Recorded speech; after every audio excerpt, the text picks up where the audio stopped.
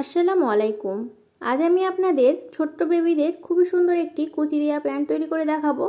তো পায়ে আমি রাবার লাগিয়েছি এবং মাঝে আমি কলিও দিয়েছি, যার কারণে এটা বসতে উঠতে অনেক সুবিধা হবে। এবং উপরে আমি একটা চওড়া ইলাস্টিক লাগিয়েছি। তো চলুন ভিডিওটি শুরু করা যাক। এই প্যান্টটি তৈরি করার জন্য আমাদের 2 পিস টুকরো কাপড় লাগবে। আমি কাপড়ের মাপটা আপনাদের দেখাচ্ছি। কাপড়টা লম্বায় আমাদের 12 ইঞ্চি আছে। এবার উপর দিক থেকে আমরা 2 ইঞ্চিতে প্রথমে দাগ দিয়ে নেব রাবার লাগানোর জন্য। এখানে যেহেতু আমি একটা চওড়া রাবার লাগাবো, সেই জন্য আমি 2 ইঞ্চি রেখেছি। আপনারা যদি চিকন রাবার লাগান সেক্ষেত্রে 1.5 ইঞ্চি রাখবেন। তো আমি এখানে চকের সাহায্যে খুব ভালো মতো করে দাগ দিয়ে নিলাম।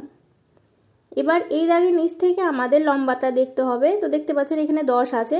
সেলাইয়ের পর এটা আমাদের 9.5 বা 9 ইঞ্চি টিকবে। এবার নিচের দিক থেকে 1.5 ইঞ্চি উপরে আমরা আরও একটা দাগ দিব। তো প্রথমে চকের সাহায্যে মাপ করে 2 সাইডে দাগ দিয়ে নিব। তারপর আমরা স্কেলের সাহায্যে এখানেও একটা গাঢ় করে দাগ দিয়ে নিচ্ছি। তো এই দাগটা একটু গাঢ় করে দিবেন, কারণ এই দাগের উপর আমাদের ইলাস্টিক লাগাতে হবে। এবার কাপড়ের চওড়াটা দেখাচ্ছি। তো দেখুন এই কাপড়টা চওড়া আমাদের 19 ইঞ্চি আছে। আমাদের কোমরটা হচ্ছে 22 ইঞ্চি। তো 22-এর অর্ধেক 11। তো আমরা 8 ইঞ্চি মতো কাপড় বেশি নিয়েছি। এখানে আপনারা আপনাদের বেবির মাপ অনুযায়ী নেবেন। এবার আমরা পায়ের মুহুরিতে কুচি দেওয়ার জন্য একটা চিকন রাবার নিয়েছি। তো এটা হচ্ছে একদম চিকন একটা রাবার। এটা মাসকে ব্যবহার করা হয়, আপনারা দোকানে গেলেই পেয়ে যাবেন। তো এটা আমি 9 ইঞ্চি করে কেটে নিয়েছি। আমাদের বেবির পায়ের যে রানের মাপটা সেটা হচ্ছে 10 ইঞ্চি। তো আমি 1 ইঞ্চি কম নিয়ে এখানে আমি 9 ইঞ্চি নিলাম। আপনারা আপনাদের বেবির মাপ যতটুকু হবে তার চাইতে 1 ইঞ্চি কম করে এই রাবারটা কেটে নেবেন। ঠিক আছে। তো 2টা পায়ের জন্য আমি 2টা রাবার কেটে নিয়েছি 9 ইঞ্চি করে। এবার কোমরে লাগানোর জন্য 1 ইঞ্চি চওড়া একটা রাবার নিয়েছি। রাবারটা আমাদের লম্বায় আছে 16 ইঞ্চি। তো আমাদের 22 ইঞ্চি কোমরের জন্য 16 ইঞ্চি নিয়েছি, অর্থাৎ 6 ইঞ্চি কম নিয়েছি। আপনারা আপনাদের বেবির মাপ অনুযায়ী নেবেন। এবার কলির কাপড়টা রেডি করব। তো লম্বায় আমরা 4 ইঞ্চি এবং চওড়ায় 3 ইঞ্চি 2 পিস কাপড় নিয়েছি। এখানে 2টা কাপড় আছে দেখতে পাচ্ছেন। কাপড়টাকে মাঝ বরাবর ভাঁজ করব। ভাঁজ করে নেওয়ার পর আমরা একটা স্কেল নিব। এবার একটা কোণা থেকে আমাদের এই সাইডের কোণাটা আপনারা লক্ষ্য করুন। আমরা মিলিয়ে নেওয়ার পর এই যে কোণা করে মিলিয়ে নেওয়ার পর দাগ দিয়ে নিলাম। এবার এই দাগ অনুযায়ী কাপড়টাকে কাটিং করে নিব, তাহলে আমাদের কলির কাপড়টা রেডি হয়ে যাবে। কলির কাপড়টা কাটিং করা একদমই সহজ। আপনারা এইভাবে করে খুব সহজেই কাটিং করে নিতে পারেন। তো কোণার কাপড়টা একটু আমরা এই যেভাবে করে কাট বসিয়ে নিলাম, যাতে আমাদের 2টা কোণা খুব ভালো মতো মিলে যায় সেজন্য। তো দেখতে পাচ্ছেন 2টা কলি আমাদের রেডি হয়ে গেছে। তো 2টা সাইডে আমরা 2টা কলি লাগিয়ে নিব। এখন আমি আপনাদের এই প্যান্টটা সেলাই করে দেখাবো। তো প্রথমে আমাদের পায়ের দিকের মুহুরির কাপড়টা একদম চিকন করে 2বার ভাঁজ করলাম। এবার আমরা কাপড়টাকে সেলাই করে নিব। তো আপনারা যতটা পারবেন চিকন করে এটা সেলাই করে নেবেন। চিকন করলে এটা দেখতে বেশি ভালো লাগবে। তো আপনাদের কাছে যদি পিকো করা মেশিন থাকে সেক্ষেত্রে পিকো করে নেবেন, তাহলে এটা দেখতে আরও সুন্দর দেখাবে। প্রিয় দর্শক, আপনি যদি আমার চ্যানেলে নতুন দর্শক হয়ে থাকেন এবং আমার চ্যানেলের রেগুলার আপডেট ভিডিও পেতে চান, অবশ্যই আমার চ্যানেলটা সাবস্ক্রাইব করে পাশে আসা বেল আইকনটা অন করে রাখবেন পরবর্তী সকল আপডেট ভিডিও নোটিফিকেশান সবার আগে পাওয়ার জন্য। নিচের কাপড়টা সেলাই করার পর আমরা যেখানে দাগ দিয়েছিলাম সেখানে রাবারটা লাগাবো। তো আমরা পায়ের মুহুরির জন্য যে রাবারটা রেডি করেছিলাম সেই রাবারের একটা মাথা আমরা এই কাপড়ের একটা মাথা বসিয়ে সেলাই করে লক করে নিচ্ছি। এবার আমাদের রাবারের অন্য যে মাথাটা আছে সেটা কাপড়ের আরেকটা মাথা এভাবে বসাতে হবে। তারপর আমরা এখানেও সেলাই করে লক করে নেব। আপনারা এইভাবে করে যদি সেলাই করেন তাহলে আপনাদের কুচিটা একদম সমান এবং পারফেক্ট হবে। এখন আমাদের এই কাপড়টাকেই টেনে সেলাই করতে হবে। এবার রাবারটা টেনে আমাদের সেলাই করতে হবে। কাপড়টা টানা যাবে না, জাস্ট রাবারটা টানতে হবে যতটুকু আসবে এবং দাগের উপর দিয়েই সেলাইটা দিতে হবে, তাহলে আপনাদের কুচিটা কিন্তু সমান হবে। তো আপনাদের কাপড়টা যদি বেশি না সরে সেক্ষেত্রে অপোজিট সাইডের কাপড়টা অন্য হাত দিয়ে টেনে এভাবে সেলাই করতে পারেন। তো আমাদের রাবারটা কিন্তু একদম কাপড়ের শেষ মাথা পর্যন্ত মিলে যাবে, যেহেতু আমরা এটা টেনে সেলাই করছি। আপনারা লক্ষ্য করুন।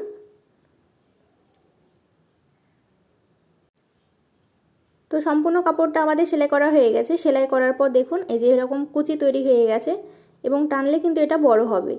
এখন আমরা কলির কাপড়টা লাগাবো। তো একটা কাপড় নিব প্রথমে।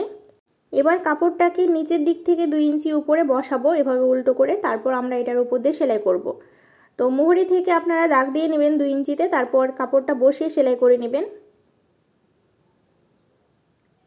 কাপড়টা সেলাই করা হয়ে গেলে কাপড়টা আমরা যেভাবে সোজা করে নিব, তারপর এটার উপর দিয়ে একটা চাপ সেলাই দিয়ে নেব।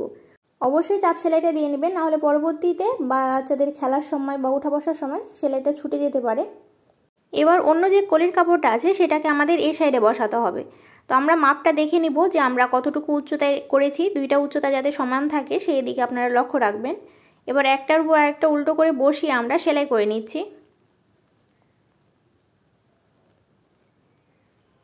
তো সেলাই করা হলে এই সাইডে আমরা চাপ সেলাই দিয়ে নেব। তো কাপড়টা আমাদের রেডি হয়ে গেছে, দেখতে পাচ্ছেন দুইটা কলি আমাদের এরকম হয়ে থাকবে। এবার অন্য পায়ের যে কাপড়টা আছে সেটাতেও আমরা রাবার লাগিয়ে রেডি করে নিয়েছি। এবার এই কাপড়টার উপর এই কাপড়টাকে আমাদের উল্টো করে বসাতে হবে এবং কলির শেষ মাথা পর্যন্ত আমাদের সেলাই করতে হবে। আপনারা একটু লক্ষ্য করুন, আমরা সেলাইটা শুরু করব একদম মাথাটা মিলিয়ে। এবার এই পর্যন্ত সেলাই করে আসার পর আমাদের কলির কাপড়ের দিকে কাপড়টাকে ঘুরিয়ে দিয়ে সেলাই করে নিতে হবে।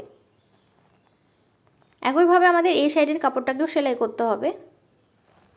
আমি প্রত্যেকটা জিনিস আপনাদের স্টেপ বাই স্টেপ খুব সহজভাবে বুঝিয়ে দেওয়ার চেষ্টা করেছি, আশা করি আপনাদের বুঝতে কোনো অসুবিধা হবে না।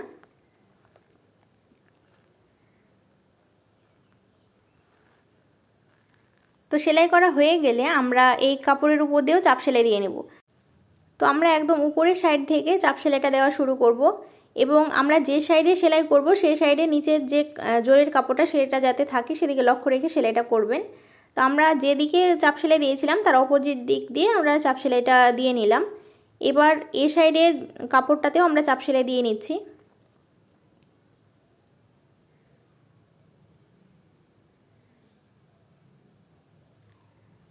তো দেখুন আমাদের এই প্যান্টের কলি লাগানো কমপ্লিট হয়ে গেছে।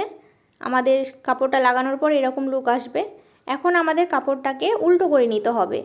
তো উল্টো করে নিব এবং কলির যে কাপড়টা সেটা মাঝ বরাবর থাকবে। তো দুইটা কাপড় মিলিয়ে ধরে এখন আমাদের সেলাই করতে হবে। তো পায়ের এই অংশ থেকে সেলাই শুরু করে এই অংশ পর্যন্ত সেলাই করতে হবে, আপনারা একটু লক্ষ্য করুন।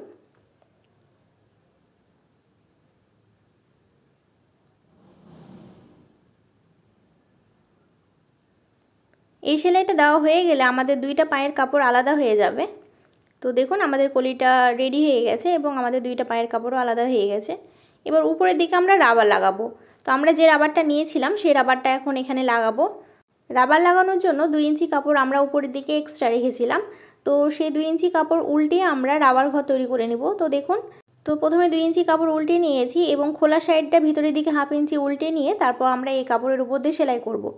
তো আমাদের সম্পূর্ণ কাপড়টা ঘুরিয়ে সেলাই করতে হবে এবং রাবার ভরার জন্য 2 ইঞ্চি কাপড় মতো আমাদের বাদ রাখা লাগবে। তো দেখুন সম্পূর্ণ কাপড়টা আমরা উল্টে নিয়েছি এবং ভাঁজ করে নিয়েছি। এবার আমরা পুরোটা ঘুরিয়ে সেলাই করে নিলাম। তবে এখানে দেখুন অল্প পরিমাণ আমরা কাপড় বাদ রাখলাম, কারণ এখান দিয়ে আমাদের রাবারটা ভিতরের দিকে ঢুকাতে হবে। এবার উপরের সুতাটা এবং নিচের সুতাটা আলাদা আলাদা করে কেটে নিচ্ছি। এখন আমরা রাবারটা নিচ্ছি। তো রাবারটা দেখতে পাচ্ছেন আমাদের 16 ইঞ্চি আছে, আমরা 22 ইঞ্চি কোমরের জন্য 16 ইঞ্চি রাবার নিয়েছি। এবার রাবারের মাথায় আমরা একটা পিন ঢুকিয়ে নিয়ে আমরা একটা সাইডে ঢুকাবো এবং অন্য সাইড দিয়ে বের করে নেব। তো দেখুন আমরা একটা সাইড দিয়ে ঢুকালাম এবং অন্য সাইড দিয়ে বের করলাম। এবার দুইটা রাবারের মাথা আমাদের একসাথে ধরে সেলাই করে নিতে হবে। তো সেলাই করার জন্য একটা রাবারের উপর আরেকটা রাবার আমরা যেভাবে করে রাখবো, তারপর এটার উপর দিয়ে আমরা সেলাই করব, তাহলে আমাদের গুটি ধরে থাকবে না।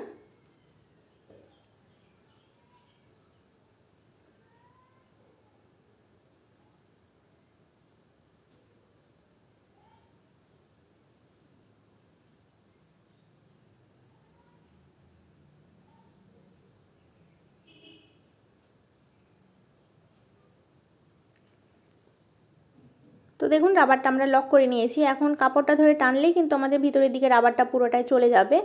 এখন আমরা যেটুকু কাপড় বাদ রেখেছিলাম সেটুকু কাপড় সেলাই করে লক করে নিব, তবে রাবারের উপর কোনো সেলাই দেওয়া যাবে না। তো দেখুন যেটুকু কাপড় আমরা গ্যাপ রেখেছিলাম সেটুকু সেলাই করে পুরোটাই লক করে দিলাম। এখন পুরোটা রাবার আমাদের ভিতরের দিকে চলে গেছে। এবার আমাদের সম্পূর্ণ সুতাটা কাটিং করে নিতে হবে খুব ভালো মতো করে এবং 2 হাত দিয়ে এভাবে টান দিতে হবে। তো টান দেওয়ার পরে আমরা এই রাবারের উপর দিয়ে আরও একটা সেলাই দিব, যাতে আমাদের রাবারটা উল্টে না যায় খাঁচার পরে। তো এটার উপর সেলাই করার সময় আপনাদের কাপড়টা এবং রাবারটা দুটাই একসাথে টানতে হবে এবং টেনে টেনে সেলাই করতে হবে। এটা অবশ্যই টেনে টেনে সেলাই দিতে হবে, টেনে সেলাই না দিলে পরবর্তীতে এটা পরার সময় রাবারটা বড় হবে না এবং পরতেও অসুবিধা হবে। তো দেখুন আমি পুরোটা ঘুরিয়ে একটা সেলাই দিয়ে নিলাম মাঝ বরাবর। তো যেখান থেকে সেলাইটা শুরু করেছিলাম সেখানে আমরা সেলাইটা শেষ করে নিলাম। তো দেখুন আমাদের প্যান্টটা রেডি হয়ে গেছে, আমি আপনাদের সোজা করে দেখাচ্ছি। অবশ্যই আপনাদের ছোট্ট সোনামণির জন্য এই বেবির প্যান্টটা তৈরি করে দেখবেন। কেমন হয়েছে কমেন্ট বক্সে কমেন্ট করে জানাতে একদমই ভুলবেন না। এবং আপনি যদি আমার চ্যানেলে রেগুলার আপডেট ভিডিও পেতে চান অবশ্যই আমার চ্যানেলের সাথেই থাকবেন। আজকের মতো এই পর্যন্তই। আমার পরবর্তী ভিডিও দেখার আমন্ত্রণ রইল। সে পর্যন্ত সকলে ভালো থাকবেন এবং সুস্থ থাকবেন। আসসালামু আলাইকুম।